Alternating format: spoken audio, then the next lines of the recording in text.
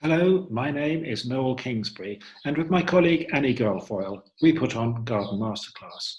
We thought we should put this little introduction to Garden Masterclass together for those of you who've not come across us before but have arrived at our YouTube channel. We aim to put on one-day educational events with the most creative and innovative people in the garden and landscape world up and down the British Isles, and that includes the Republic of Ireland. We've also started looking at putting on events on the European mainland, and this year we had one planned in France, one in Germany, and 3 in the Netherlands. Of course, our physical events this year are having to be rescheduled, but we're trying to do what we can online. Our events take place in garden environments where there's plenty to look at. And here we've got Nigel Dunnett, for example, in Trenton Gardens, discussing with a group the planting he has put together there. Or Sarah Price, the award-winning garden designer, talking about using drawing as a design tool at Treberwith Nursery in South Wales. Here, Marina Christopher, who runs a wonderful perennial nursery in the southeast of England at Parham House, talking about how she puts together perennials for effective planting design. And landscape architect and urban sketcher Liz Ackley talking about using drawing as a design tool for people in the landscape and garden design business. Since coronavirus has constrained what we do, we've gone online. Increasingly, we are hoping to run in-depth webinars. However, for the moment, what we're offering is every Monday and Friday at 4 o'clock London time, a broadcast, round about an hour, with information, education, and some entertainment. We talk with somebody from the garden world, we look at what they're doing, perhaps sometimes we'll have a panel. So far, we've had people from Britain, Ireland, Italy, and the United States. We've got plans to speak to people in Argentina, Ukraine, Lithuania, Japan, New Zealand. So we are pretty global. Our aim is to bring together gardeners all over the world to share experiences and see us through this difficult time. If you'd like to keep in touch, do please look at our website, or if you want to receive our occasional email newsletter, then do send us an email to gardenmasterclass@gmail.com and we'll put you on our mailing list, which of course will go no further than us. So we hope to meet you online, and hopefully one day we may even meet you in the flesh. Goodbye, stay safe and enjoy this particular recording.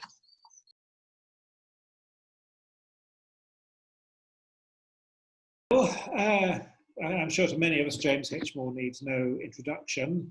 My introduction to him was back in the mid-90s. There was a series of annual conferences. There were 2 at Kew, there was one at Arnhem in the Netherlands, one in Germany at Racing, which were broadly on the theme of perennials and wild-style planting and ecological planting.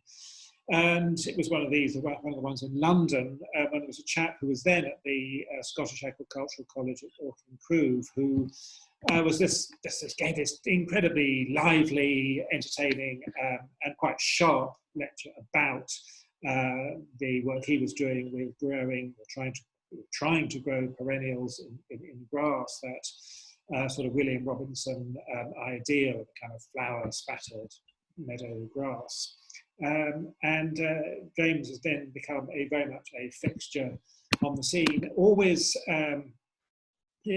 as an academic teaching and researching at the University of Sheffield, always very much coming from the science angle that we have in the whole world of gardening, and particularly this whole relatively new field of naturalistic planting. There's a lot of kind of what I would call romantic noise, people having ideas about putting plants together to look natural and be romantic and all the rest of it, without really very often much in the way of solid foundations. And it's the work of people like James at Sheffield who've been building those really solid scientific foundations. Of looking at plant ecology, conducting trials, getting their postgraduate students, clearly focused on research projects that really build this basis for creating plantings that work. Now, a lot of James's time over the last few years, I know, has been travelling. Remember having to speak to him once on the phone, and he was just sort of hurling himself into his, I think, a business class seat on a China Airways flight.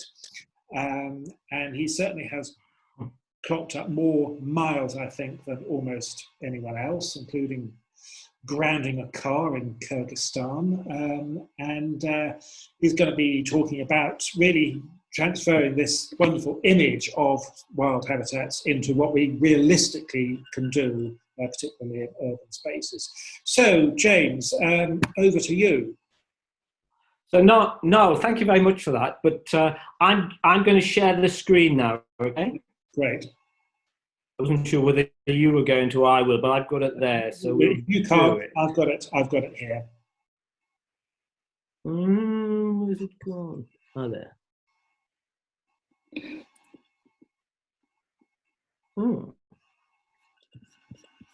Just a technical problem. Hang on a minute. Here we are. Here we are. This is. Can you see it? No, we've got. You've just got to choose the thing you want us to see. We're looking at your. That's it. There we go. Okay. You can see it now. Yeah, you can see the PowerPoint. Yeah, there we go. Perfect. Okay. Sorry, it's small. It went a bit odd for a second. Okay, so I'm going to talk about inspiration from the wild. Now, unfortunately, I'm not going to tell you what Noel said I was going to do. Oh, you've gone. Which was, I was going to actually show you how to use these ideas.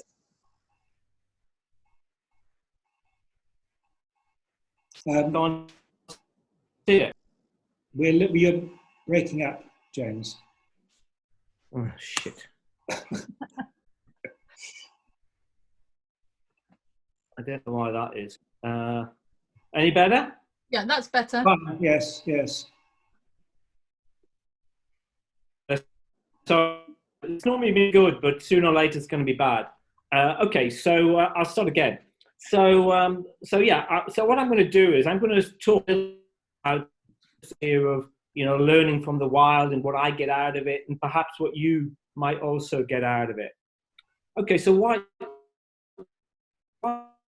Well, I guess there's sort of three reasons really I do this. Of course, I'm terribly conscious of the fact how much carbon I consume, and I am a little bit of a curse on the world, really. But hey, but nonetheless, hopefully, it's useful whenever possible.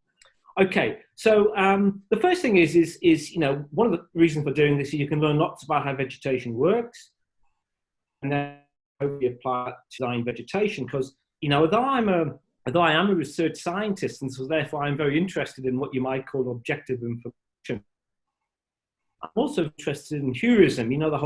The whole learning through doing and seeing. And I think when you put objective knowledge derived sort of action, and when you've got a control and all this sort of stuff, and you put that with personal experience and heurism, that makes a really very powerful sort of tool. So for me, the combination of the two. I also think it's very useful for thinking about planting to respond to climate change, because you have places which are pretty similar to what current climate change predictions are about, in a pretty good position to understanding. So I want to start off by saying a little bit about that. The third thing is, really like doing it. Get off on this, I don't know why. I just really like the sense of adventure of going to all these places in the world and seeing vegetation. So that's me. That's the sort of thing I do, and that's Rod Saunders in South Africa. Unfortunately, not go with us. But going and looking for really interesting plants, and to get my head around what they're actually doing, and then to see what I like that. And this is in Kazakhstan, and you can see the caption, but I we were in Kazakhstan and we're looking at these meadow landscapes, and this guy turns up at 5 o'clock at night, just as it's beginning to cool down. He's going to do hay cutting, and he's cutting this whole landscape. And so for millennia, his forefathers have been cutting this whole landscape. Sort of an understanding, not just of the ecological, but also of the cultural interaction with that. So I think that's really, really fascinating. I think to think of.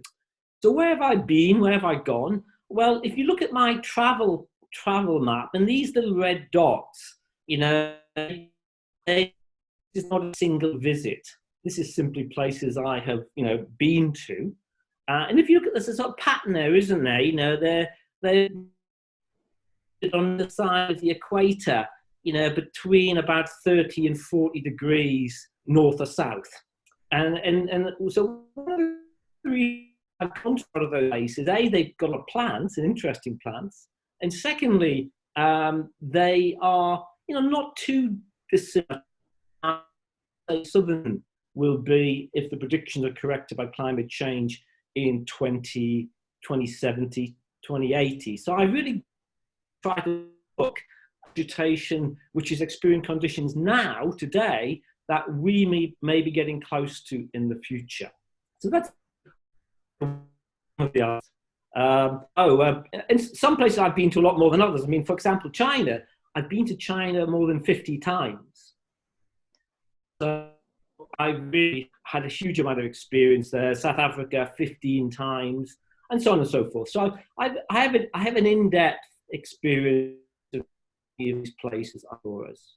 So if we just look at the, okay, so let's jump to climate change, you know, and now, of course, on the call, but some of you will be interested in gardens, some of you will be interested in broader landscapes, interested in, and you know, and I'm interested in both.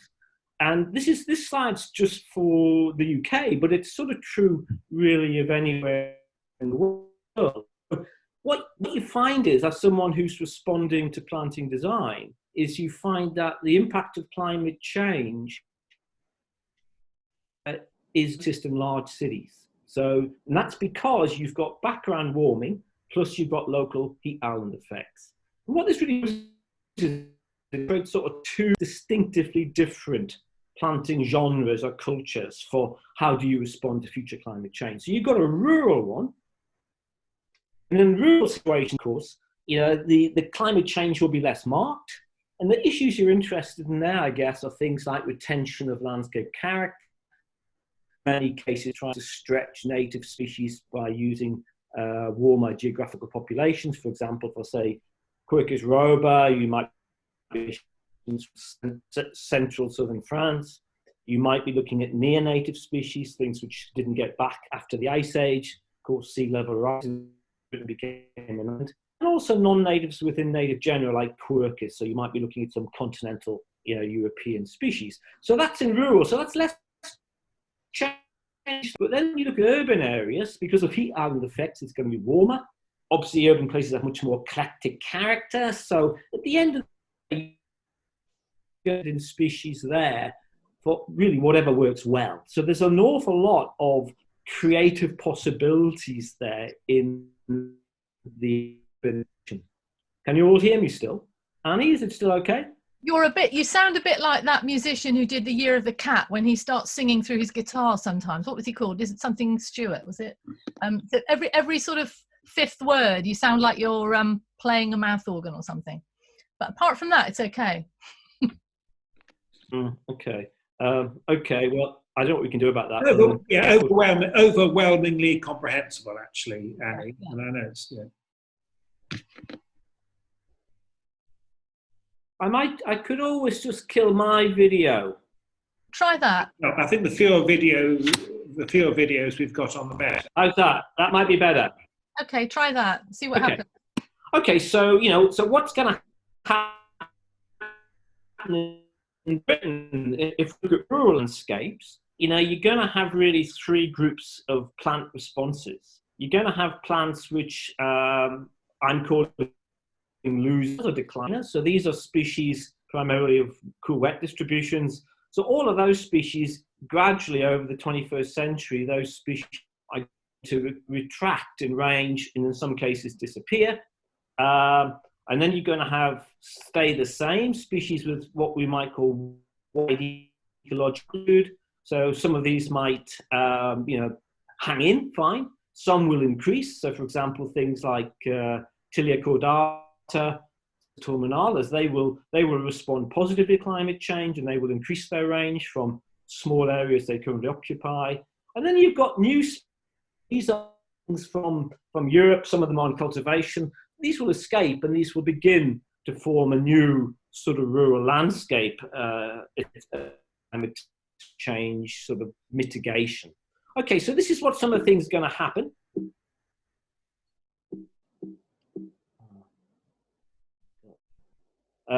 So here we have Quercus pubescens. So this is a species that got all the way to Belgium, but never got to the UK, and it's fiercely drought tolerant, especially in the southern ecotype. So on the Peloponnese, this is its natural distribution. See, it's not in the UK, and I was actually looking at that picture I just took was down there.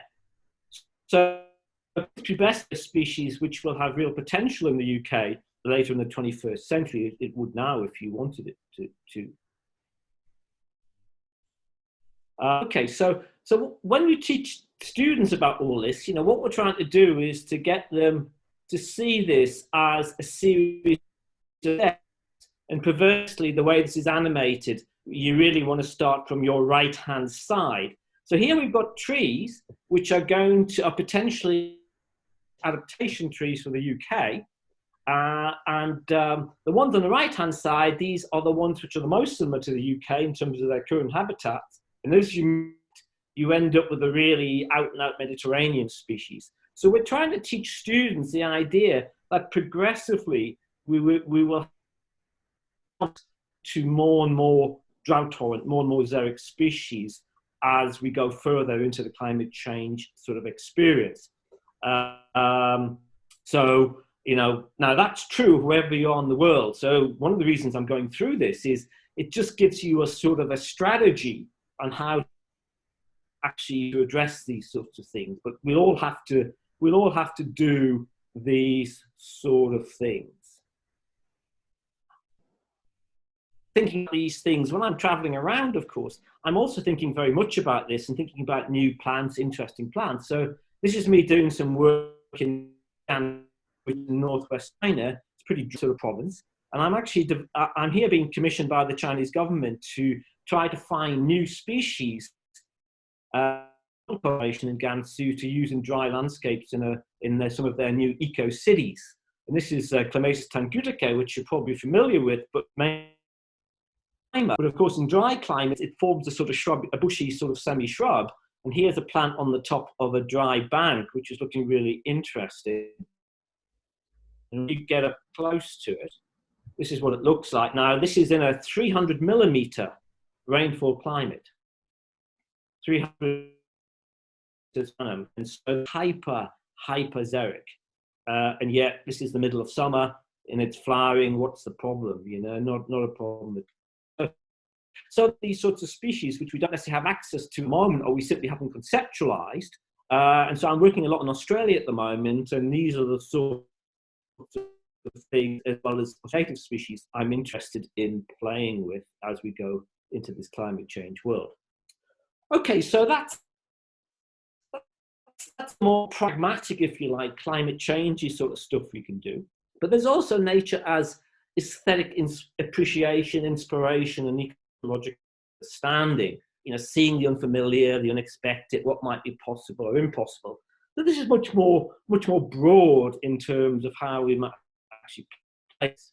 So if you look at the landscape here, I just call it nature's pattern. It's a hillside at about 3,000 meters in the mountains of West. And it's just in spring. And if we look at the patterns there, so a lot of my work has also been to try to make sense of pattern in landscape. So I understand what's going on better, and perhaps as I can use it also as a sort of design tool. So does pattern tell any more than what it is? I mean, does that pattern I've just shown you? are there ecological rules to be uncovered or inferred from the patterns? Sometimes there are. We look at the same slide again. What you can see is that you've got deeper soils. You've got these deciduous species coming leaf.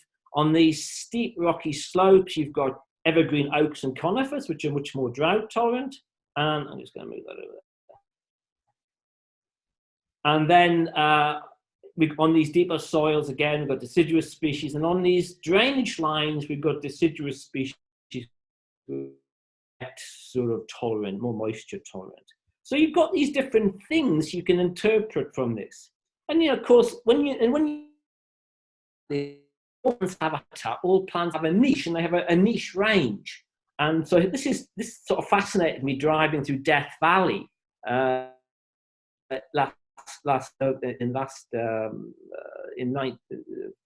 March, April 2019. And this it's only found these gravel shoulders, and it's not found as you go into the vegetation. And I suspect this is simply because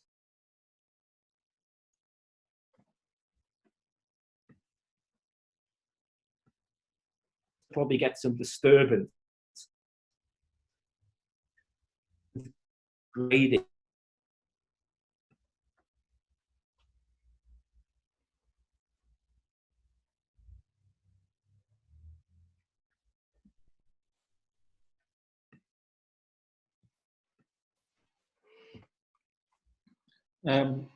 James, we've lost you.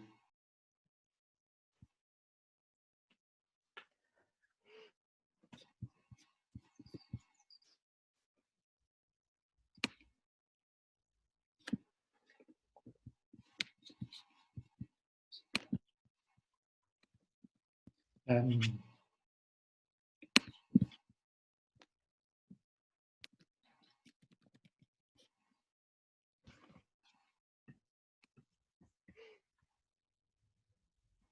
you hear me? I can hear you. We can hear you now. Yes. Can't see me. What about if you try doing the PowerPoint and James just does the vocals? That might help. Yes. Okay. So if you stop screen sharing, and I will start screen sharing. Yeah, okay. I'll pull up the presentation.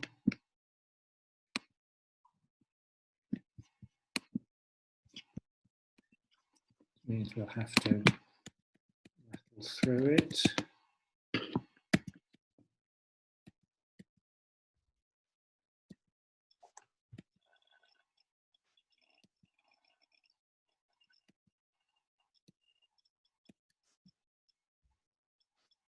Okay. So Noel, if I just say next. Next, that's right. Yes. Okay. Okay, let's go. So so here you are on the side of a hillside in Szechuan, sort of why do the birch? Because there's little inside those little circles. That's where the birch are. Why are those birch only there? That's a sort of interesting questions pattern raises. Next slide, please.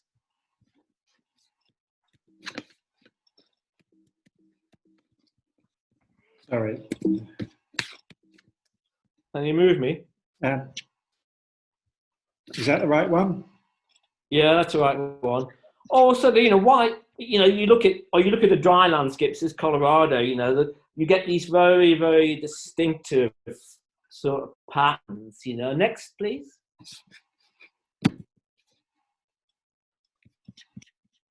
And this is just echeverias on a rock in Mexico. But it's the same phenomena. It's competition for moisture between the species. So you always will get those patterns because of the moisture, which is actually in shortage here. Next.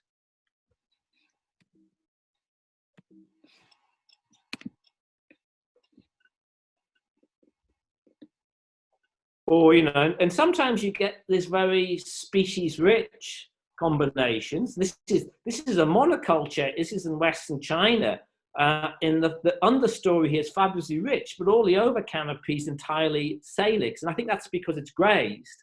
And these are all willows, and the cattle don't eat the willows, and so you get this monoculture over time. Next.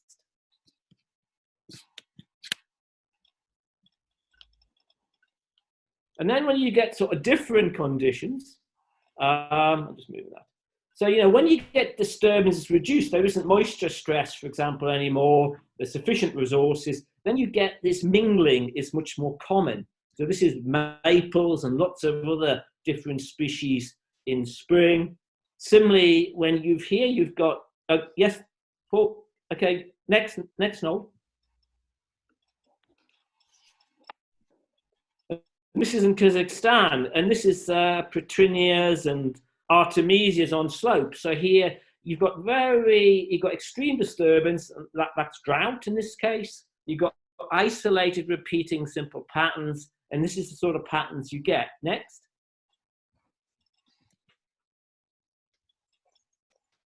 And when you get a close up, you can see how it works. Now, you know, if you try to do that on really fertile soils, you'll have real problems because things will sort of crash into one another. But the drought stress allows these patterns to persist in the longer term in these landscapes. Next.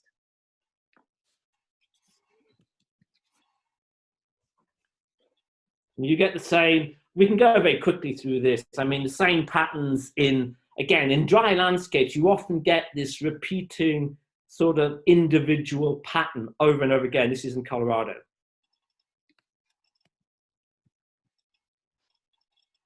Next.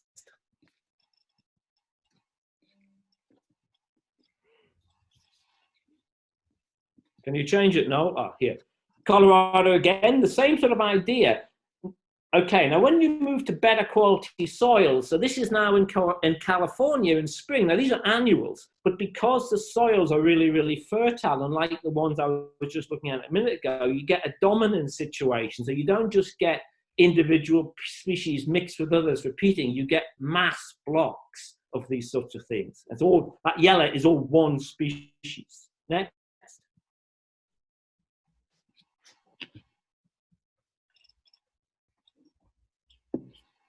Can you change it now? Same sort of thing in Texas. This is, again, with annuals, these are lupins and castanea. But again, fertile soils allowing this dominance to take place, and only certain species can tolerate the stress that comes later in the year. Next.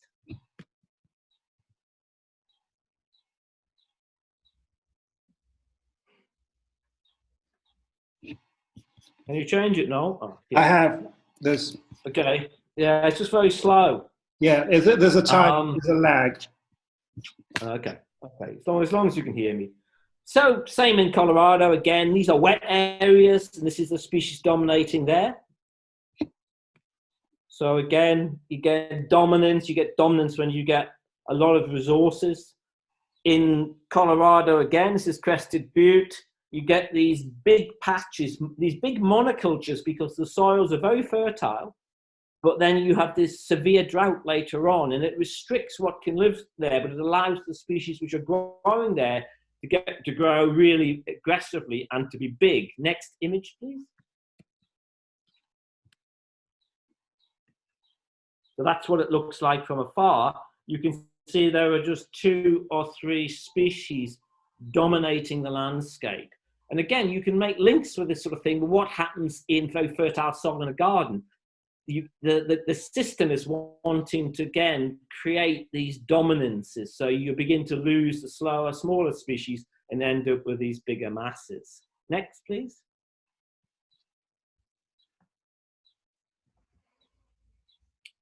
Okay, that moves on. Now we move on to sort of 3-dimensional stuff, where we've got layers and emergence. So one of the things that's really, really interesting, a lot of semi-natural vegetation, it's composed of many layers stacked on top of one another. So this is pretty much some of the most complicated and species-rich vegetation on planet Earth in the temperate regions, and it's multiple layers. Next, please.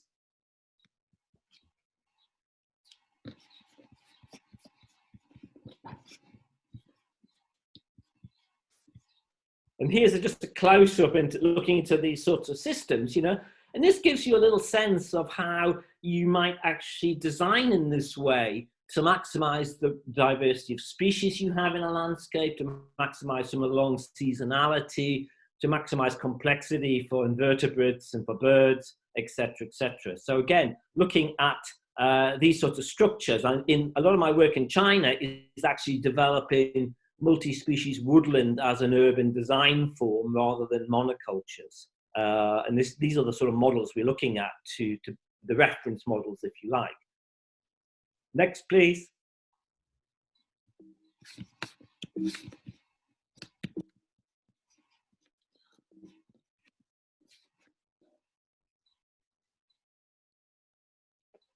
But then it goes, you get some systems. This is hyperdominance. This is in Japan. This is in Hokkaido. And here it's very common just to have a monoculture of this dwarf bamboo under all the forest. So here you've got quite a diverse canopy, but you've just got a monoculture beneath. It looks as if it's like a golf course, but it's just a bamboo.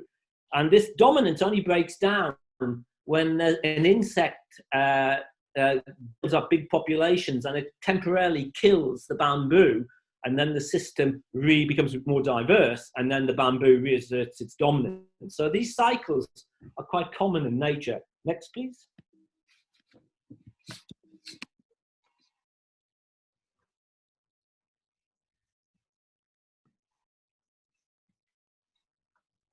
And the similar sort of system in a way in the UK. Here you've got temperate woodland, and you've got in spring, you've got like a geophyte layer. This is Allium ursinum beneath a woody canopy, but essentially very simple systems compared to the Szechuan ones I showed you at the beginning. Next, please. So these are all interesting design stereotypes. And then we can look at shrubby vegetation. This is very, very species diverse shrubland in Western Australia, but it's essentially just one layer, and there's no shade tolerant species beneath this. But this is the peak of shrub evolution on planet Earth. There are more species in the view there, shrub-wise, than you have in the whole of the UK in terms of native shrubs. I mean, this is hyper diverse and complex. Next, please. But it sort of creates challenges for transferring that to urban landscapes in Australia. And then you've got very simple upper layers and very simple lower layers. This is northern Argentina. So basically, this is almost a two-species landscape. You've got the cactus and the terrestrial bromeliad forming these iron-hard sort of ground cover layers. But very striking, but very simplistic and very much and again, it's all about tolerance of extreme conditions. Next, please.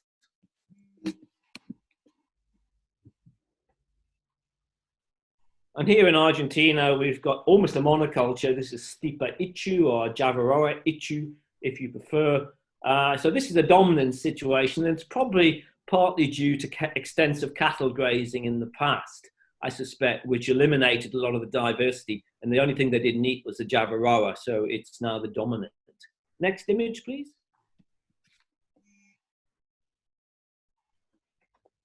And then we have sort of simple layer monocultures of herbaceous plants. This is the that should be near rather than neat monoculture. Near monoculture Veronicastrum in Hokkaido, just single layer and then trees. So again, models for design. Next image, please.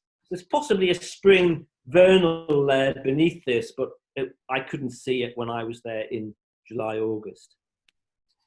And then you have sort of this, the whole question of how do you use these, how do you use emergence as design elements, in a lot of planting. So this is a grassland of Heteropogon contortus in South Africa, in eastern South Africa, and you've got a single Nyphophria sticking out, and these were very, very occasional, probably every 1,000 square meters. And if you look at that, it's quite a striking picture, but it's not very interesting as a model for design because you just need more. You need more emergence to create the rhythms and the patterns that you really want. So next, please.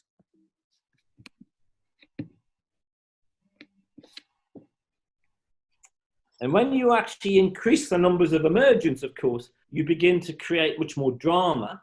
So quite a lot of my work with herbaceous plants is based on these sorts of models of having a base layer, sometimes with a ground layer, an intermediate layer, and then you have these summer or late summer or autumn to emergent layers. And it gives you very, very long seasons of interest. So the design challenges become, you know, how can you do this without the base layer preventing the emergent, or preventing the emergent from dominating the base layer, so the base layer dies out. So a lot of if you follow me on Instagram, you'll see I play with these things a lot in the garden at home, but also in my commercial professional design practice. Next, please.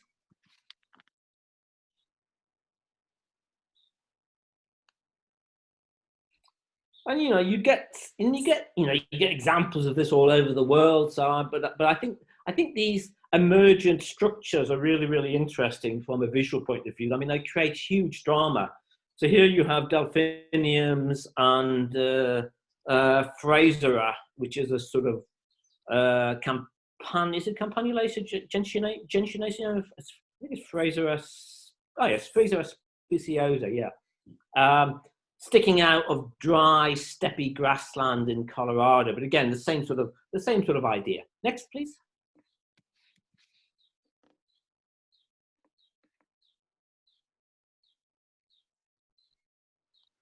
And and then zooming back to dry land. Well, this is a dry landscape too. This is steppe in northern Turkey, where you have Marinia and Verbascum and Ferula emergence from quite complex steppe. But again, it's the emergence which really creates the drama and transcends the ordinariness. And this is a really interesting thing to I think to utilize in design practice, the separation of layers. Next, please. I think we're just about there. Oh yeah, this is the last image. So so this is in Kazakhstan, and this is Delphinium I think that's Iliense. I think I've got an I missing there. Delphinium Iliense. So the dark blue thing. So again, if you take the delphinium away, you have a very, very less dramatic sort of vegetation type. So that's it. That's my quick breeze through some of the things you might be able to extract from looking at vegetation in the wild. Great, thanks, James. Sorry about all the technical hassles there. No, I don't know why. It's been good recently. I don't know why it's been like this. Yeah. Yes. Well, I think everyone's fiber optics or whatever being tested to the limit. So that was fantastic, and some amazing images from such an incredible range of places. So we've got some questions. Well, there's been a bit of discussion between a few people about roadside ruderals and the discussion. Yeah. The discussion's been between a few people who are living in North America, but can you just maybe talk a little bit about that? Because what they're saying is they're seeing more things, more a diverse plant growth in the roadside ruderals. Is it to do with the fine gravel? Is it to do with seeds being, crushed by the gravel? Have you got any ideas about that? Well, it's a combination of things. Potentially, partly it's transport of seed through cars, and also suction effects pulling seed along roadsides. Secondly, it is that there's the gravel surface is often a pretty good germination environment. Thirdly, there's often some sort of disturbance of that strip due to say that a blade being dragged along it once a year or once every 2 years to prevent buildup of debris or plant growth.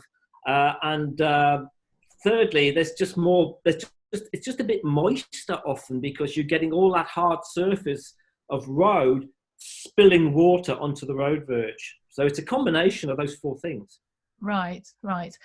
We've got a question from Cannon Ivers. Do you know Cannon? He said, I do know Cannon. He's asking, can you talk about plant identification process and how you do that when you travel around the world? Obviously, you've developed an unrivaled knowledge of your own, but how did it start initially?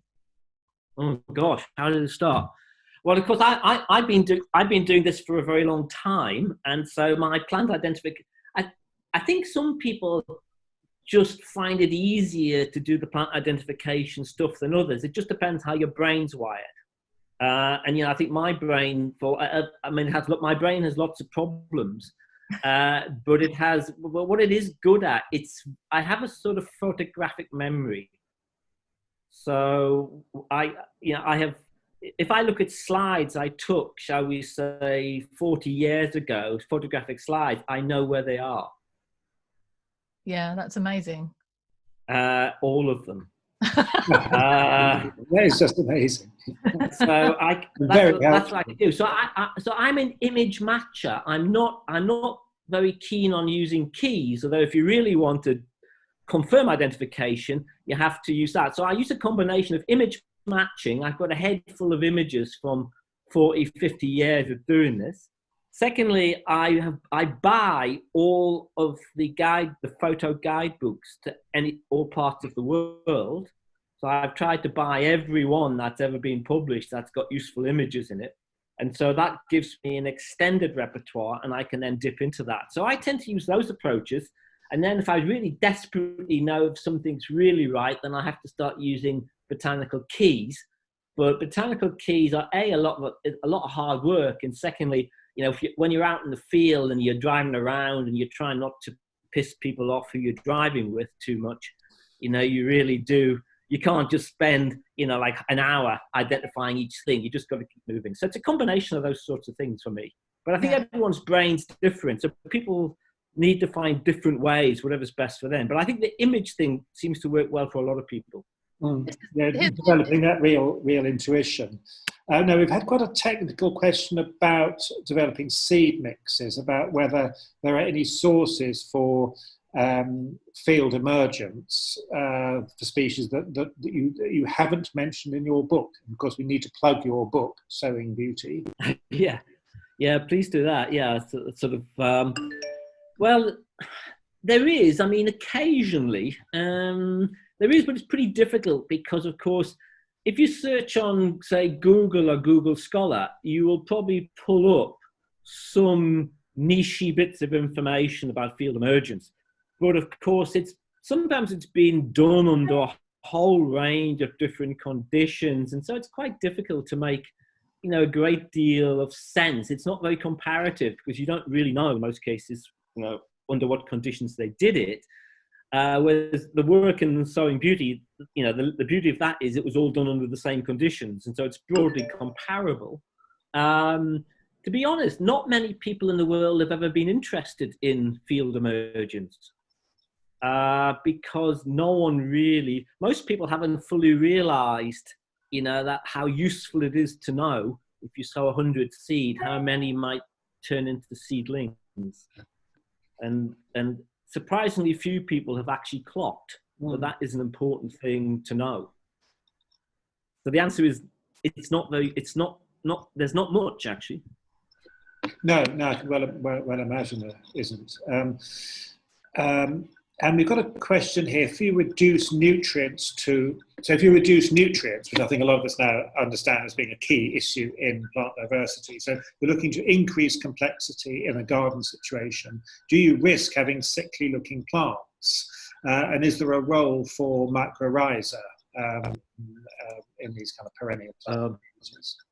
Well, I mean, yeah, you do actually. I mean, you're probably never going to get that in a garden because, if you look at, say, phosphorus, if you look at phosphorus available phosphorus in a prairie, now prairies in a high quality, very, very good quality soil, North American prairie, it's going to be between about 20 and 30 parts per million. Now, when you look at available phosphorus in your garden, it's going to be somewhere between 80 and 120. And that's true of nearly every garden on Earth that's being cultivated and had nutrients added to it. So you're not in a garden, you're never ever really going to run out of nutrients so that plants look sickly. I mean, if you work with things like crushed building I mean, Nigel did some planting in Sheffield, which was using crushed building and green roof substrates, and he did have to add some nitrogen there, because a lot of the plants really did look a bit sort of awful. But you're looking at nitrogen levels there almost zero. And so all you're going to get in your garden is stuff slow down a little bit. But once phosphorus is there, it's there forever.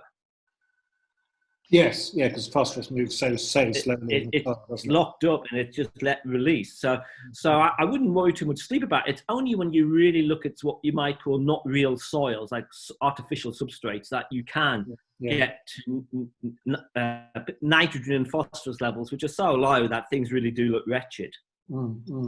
James, while you're on the soils, there's a question that's quite interesting. Do you think there should be more focus for soils used in urban spaces? And how do you choose what soil that should be? Should it be based on the climate, the local climate? How do you go about sort of, creating the soil in a new urban planting? Well, I think with soil, I think soil needs to play a much more creative role in say, let's talk about, I do professionally in that, I think if you look at landscape architecture, we need to be much more aware that, that soils, there's potential to use a whole range of soils, from naturally occurring to the manufactured. And it really just depends on what we want. What do we want to achieve? What sort of effects do we want to achieve? So if we want to have very good big canopy street trees, then we need to have very good, high water holding clay silt loams. If we want to have very diverse, potentially herbaceous plantings, then we need to have materials which have got fairly low phosphorus and nitrogen in them. Perhaps manufactured soils might be good for dry species.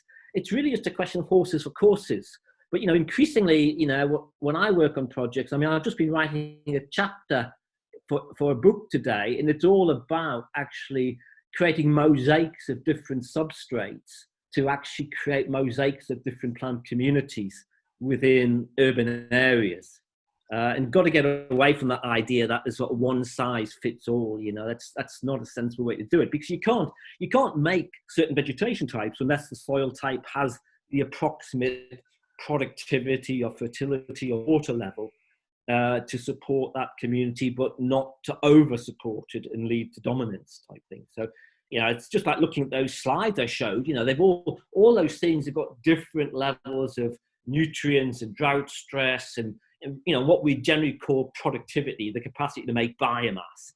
And and that capacity to make biomass is one of the fundamental ideas that ultimately determines what vegetation can become or do or meet your expectations. So it's a really key lever to be able to shift. And on this question of soil, there's a question here which is about how do you approach soil biodiversity when designing urban plantings? And I'm kind of assuming that's about what has occurred to me as something of a contradiction, because sometimes we are talking about creating soils with very low organic matter for low maintenance, very, very high gravel content, which is sort of ticking a certain box about management. But those soils will probably have perhaps a low level of biodiversity in terms of habitat for invertebrates, etc. So which is, so you've got a contradiction between management and high biodiversity. Well, it's pretty common in the natural world to have contradictions between, where biodiversity, you can have biodiversity that's high in one part of the system and low in the other. So that's not unusual. I mean, for example, if you look at a mown grass, for example, in the soil, it potentially has high biodiversity of certain organisms. In the canopy layer, it normally has very low animal biodiversity because of the regular cutting and the very simple structure. In terms of plant diversity, it often has quite high plant diversity because the mowing checks dominance. So you might have 30, 40 species per square meter. And if you then stop mowing that grass and it becomes long, then the plant biodiversity goes down, the animal biodiversity goes up, and the soil biodiversity in terms of soil organisms probably goes up too. So there isn't like a win-win-win situation. That's a sort of that's a dreamy idea, but it's not necessarily how things work. And obviously, if you have soils which are very granular and dry, you will be providing habitats for organisms which actually perhaps like those conditions, so some of which might be very specialized, and which otherwise wouldn't find a niche in urban places. I mean, there's some very rare spiders on Swiss green roofs because, they're not found in good topsoil at ground level because it's not the right habitat for them. Yeah. So I don't think we can expect to tick the box on everything. I think that's a sort of slightly naive view of the world. Yeah. Now, a question here, which I think touches on a really, really key issue that I've certainly come across again and again. From Jesse, James, you focus a lot on new species plantings. How many of these do you expect to make into cultivation? And do you actively try and get the nursery trade to grow them? Yeah, I do actually. I mean, it's like everything else. I mean, when I'm looking at vegetation in the wild, I'm mainly going literally to do what I said, to look at it, photograph it, understand it. I'm not going to collect genes because it's not the time to collect genes. I mean, when everything's in flower, there's even if I wanted to, there's nothing to collect. And clearly there are lots of issues in terms of, Nagoya and the CBD in terms of, what are essentially illegal acts. So, I'm not normally doing that, but I want to know what's there. Then sometimes it's possible to have liaisons or develop relationships with people as I have in Western China. And sometimes then legitimately to access the material to government actors and all this sort of stuff. So when that does happen, I do try to pass stuff on. I mean, I'm passing quite a lot of material on from the past 15 years, 20 years of research to Nick Mesa at Pan Global Plants, because he's quite interested in quirky things. Yeah. And some of the plants from that will probably become mainstream, especially as climate change proceeds. Yeah. So obviously I am interested in that. I mean, one of the difficulties we have in the UK is that none of the major botanic gardens, they don't see their role as actually passing on any genetic material into what you might call the culture they sit in. They simply see it as theirs. Yes. And that's the end of it. Yes. And I think America is in a different position. So American botanic gardens have a much more fluid and flexible approach on that. Yes. British botanic gardens are peculiarly they're the planet, to be honest. Yeah, I think that's sort of true. Another question about new species. How, which I know has been something we've often talked about, how do you estimate the chance that new species will become an invasive neophyte in our gardens, or I suppose really beyond our gardens? Yeah, sure. Well, I mean, that's clear. That's an issue, and climate change makes that in some ways more difficult because, some things that are not aggressive now might be aggressive in the future. So it is quite a difficult one. I think, a lot of the attempts in science to try to judge what might become a neophyte is very much being done by people who want to use very simple measures such as seed weight. And this is because these people are never going to grow these things. They're not interested in growing. They don't even know what these things look like. They just want to go through trait data and say, oh, that's got a seed of a certain size, therefore it's likely to establish. And there are papers actually on this. But in actual fact, I don't think, those approaches have proved to be spectacularly unsuccessful in the main. Because, it's a much more nuanced, multivariable thing than that. So I think the best way to understand whether species are going to become potentially invasive is to actually live with them for long periods of time and to get to know them and to see what they do and look at their behavior. And that's why I've never been in a rush to pass stuff on, because I really want to have a sense of what are we dealing with here before I let anything out of the can. Yes. I've got one question here, actually, Noel. This was a question that came in before we wrap up, came in by email before the talk. It's from Cynthia Ewing in Sullivan's Island off of South Carolina. She just wants to know about begonias, James. Do you use begonias, and what are your thoughts on them? Yeah, actually, I've become rather obsessed by begonias in the last couple of years.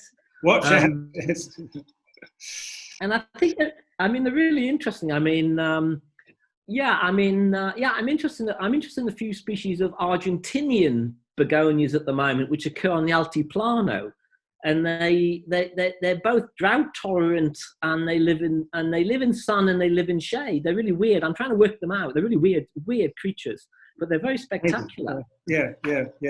But also in China, of course, China is heaving with begonia species, and so I'm trying to get quite a lot of begonia species into cultivation in China, because they're one of the missing links in Chinese planting, in that you need things which flower late in the year that will grow under heavy tree shade in very, very wet summer climates. And begonias are absolutely fab in that climate. So I'm big on begonias. I think they're going to be much more important in climate change. Many species are relatively drought tolerant compared to many other genera which occupy similar niches in my experience. So, I think they're a really interesting group. Yeah, I know that Fergus is using quite a lot of different species at Dixter, and he's very excited about them too. Great minds think alike. Yeah, that's true. Lucille has just asked, could James turn his video on before he says goodbye? I think people just want to see your face rather than a screen with your name on it. Is that possible? Yeah, you got me now. Here he is. They really want to see what books are on your shelves, actually. Yes.